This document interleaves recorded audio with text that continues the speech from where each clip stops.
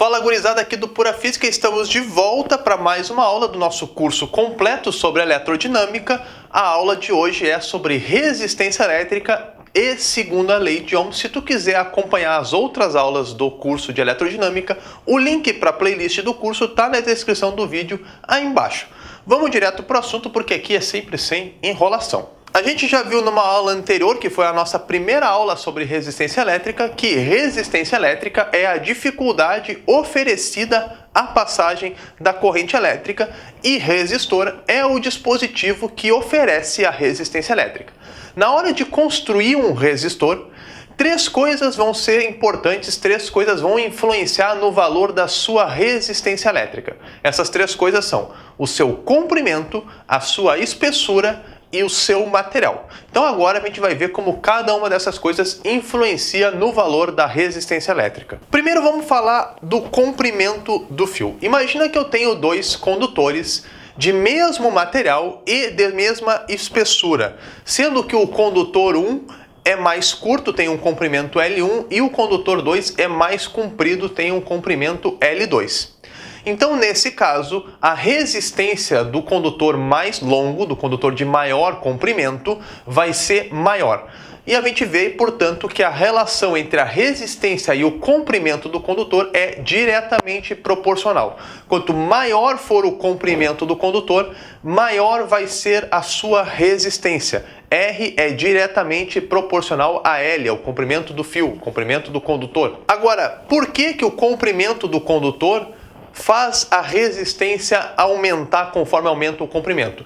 Isso porque a gente tem que lembrar lá da outra aula que a resistência elétrica, ela surge por quê? Ela surge porque os átomos do condutor, eles oferecem dificuldade à passagem da corrente elétrica, porque a corrente elétrica vai bater contra esses átomos e isso vai retardar o fluxo de carga, vai retardar a corrente elétrica. Então, é daí que surge a resistência elétrica. Agora imagina que quanto mais comprido for o fio, mais átomos vai ter na frente da corrente elétrica para ela ter que desviar. Quanto mais comprido é o condutor, mais colisões vão acontecer, porque mais átomos têm enfileirados um atrás do outro e, portanto, maior vai ser a resistência. Por isso que, quanto maior o comprimento do fio, maior é a resistência do condutor. Essa é a nossa primeira relação. A segunda relação é da resistência com a espessura do fio, com a área do fio.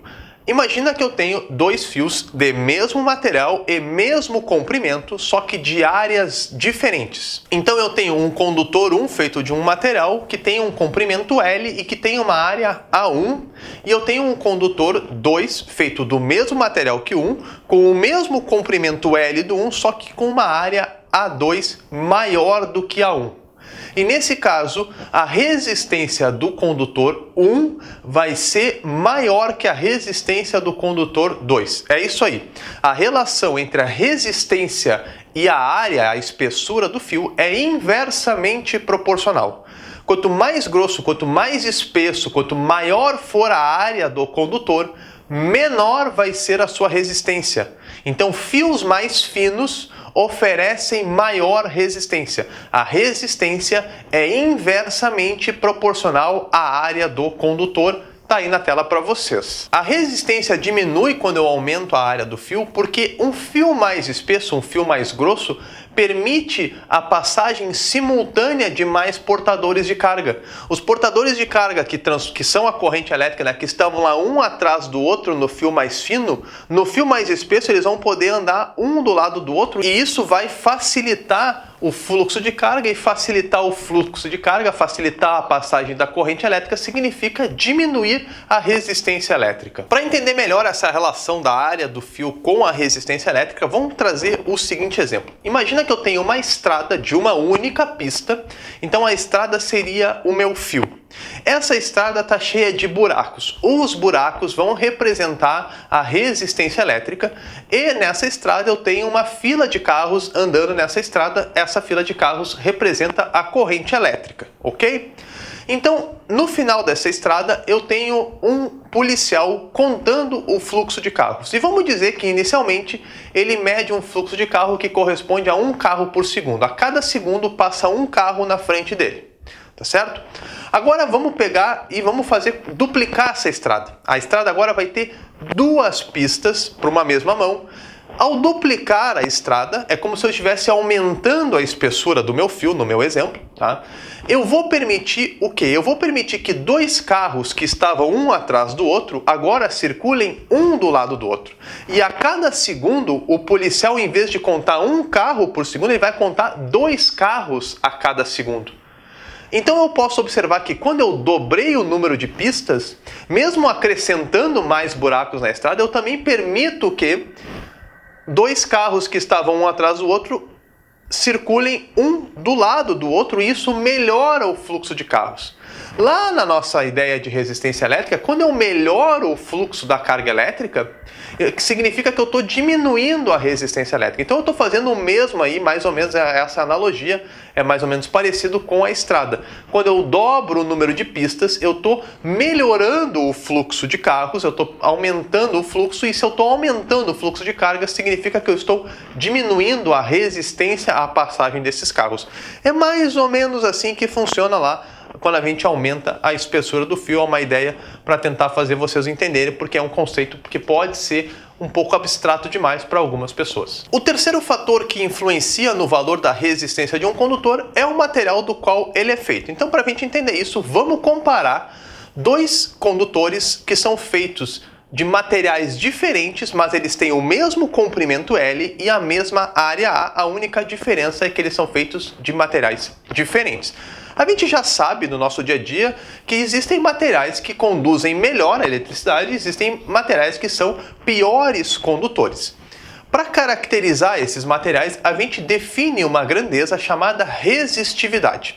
A resistividade, ela é uma medida da capacidade, do quanto de dificuldade um determinado material consegue oferecer à passagem da corrente. A resistividade é uma característica do material. Cada material tem o seu valor de resistividade, esses valores são tabelados. A gente não precisa decorar os valores de resistividade. O que a gente precisa saber é que quanto maior for a resistividade, maior é a dificuldade que esse material oferece à passagem da corrente e, portanto, a resistência elétrica é diretamente proporcional à resistividade. Uma outra maneira de falar é que quanto maior for a resistividade, menor será a condutividade do material. Então, quanto mais resistividade tem o material, menor é a condutividade do material. A unidade de resistividade é o ohm vezes metro no sistema internacional. Então, voltando ao meu exemplo, eu tenho esses dois condutores de mesmo comprimento L, de mesma área A e de materiais diferentes. E eu vou dizer que a resistividade do material 1 é maior que a resistividade do material 2 e, portanto, o condutor 1 terá resistência maior que o condutor 2, então R1 maior do que R2. Juntando essas três relações do comprimento, da resistividade e da área, eu obtenho a equação que calcula a resistência a partir desses parâmetros que já está aí na tela para vocês. R é igual a ρ vezes L dividido por A, ou seja, a resistência R é igual a resistividade ρ, letra do alfabeto grego, vezes o comprimento do fio L dividido pela área do fio A. Lembrando que em unidades do sistema internacional, a resistência vai estar em ohms, a resistividade vai estar em ohm vezes metro, o comprimento do fio vai estar em metro e a área do fio vai estar em metro quadrado. Essa equação que está aí no quadro da resistividade é a equação que é conhecida como a segunda lei de Ohm. E existe um importante dispositivo que a gente usa muitos nos nossos circuitos do dia a dia e nem se dá conta, que utiliza essa relação da resistência com o comprimento do fio, que é o reostato. O que faz o reostato, também às vezes conhecido como potenciômetro?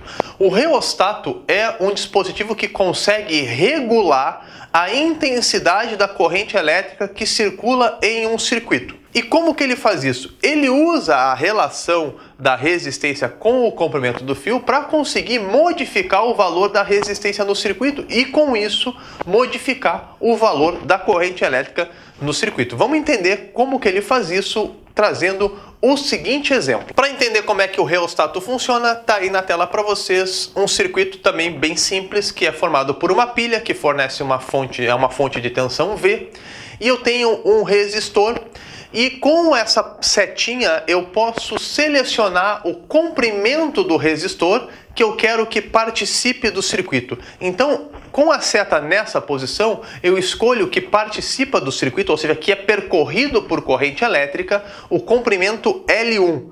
Toda aquela ponta que fica de fora ali não recebe corrente elétrica, isso porque a corrente elétrica, conforme vocês estão vendo no desenho, ela no ponto de junção ali da setinha com o resistor, ela desvia, vai para cima em direção ao polo negativo da pilha e aquele pedacinho ali que ficou de fora não recebe corrente, ele não participa. Então o meu resistor nesse circuito tem comprimento L1, eu consigo selecionar o comprimento do resistor e assim eu consigo selecionar o valor, a quantidade de resistência elétrica que vai ter no meu circuito. E nesse caso, com a seta nessa posição aí que corresponde a L1, eu vou dizer que circula no circuito uma corrente I1. Na segunda situação, eu pego o mesmo circuito com a mesma fonte de tensão V, com o mesmo resistor, só que eu vou selecionar um comprimento L2 que é maior que o comprimento da situação 1. Como o comprimento L2 é maior, lembra que quando eu aumento o comprimento, eu aumento a resistência e nesse caso a corrente que circula no circuito I2 vai ser menor que a corrente da situação anterior, porque agora como eu tenho um resistor de comprimento maior, maior é a sua resistência elétrica e portanto menor é a corrente que circula nesse circuito que tem a mesma tensão V do circuito anterior. Esse dispositivo que eu consigo fazer a seleção do comprimento do resistor que está sendo percorrido por corrente, ou seja, que eu coloco a participar do circuito, esse dispositivo é o reostato. Esse é o esquema do reostato, é assim que ele funciona. É dessa maneira que o reostato consegue regular a corrente elétrica que participa no circuito, mexendo no comprimento do resistor. Quanto maior o comprimento, mais resistência e, portanto, menos corrente no circuito. O reostato ele é muito utilizado, por exemplo, no chuveiro elétrico. Quando a gente seleciona lá a posição verão e inverno, a gente está mexendo no reostato. Quando a gente for falar de potência elétrica, eu vou falar mais sobre isso. Quando a gente mexe no volume, lá quando a gente gira o botão de volume de um aparelho de som, a gente está mexendo no reostato, a gente está mexendo no valor de corrente. Mais corrente significa mais volume. Também vamos falar sobre o som quando a gente for falar de potência elétrica, mas por enquanto a gente já só precisa entender como funciona o reostato. Como eu já falei, selecionando o comprimento do fio para mexer na resistência e influenciar na corrente elétrica. E com isso a gente encerra a nossa aula sobre resistência elétrica e segunda lei de Ohm. Se tu ficou com alguma dúvida, coloca nos comentários aí embaixo que a galera que assiste o canal te ajuda. Se tu quiser receber a nossa próxima aula, ficar sabendo quando ela for pro ar, não te esquece de assinar o nosso canal. A gente se vê numa próxima oportunidade. Obrigado pela tua audiência. Fui nessa. Falou!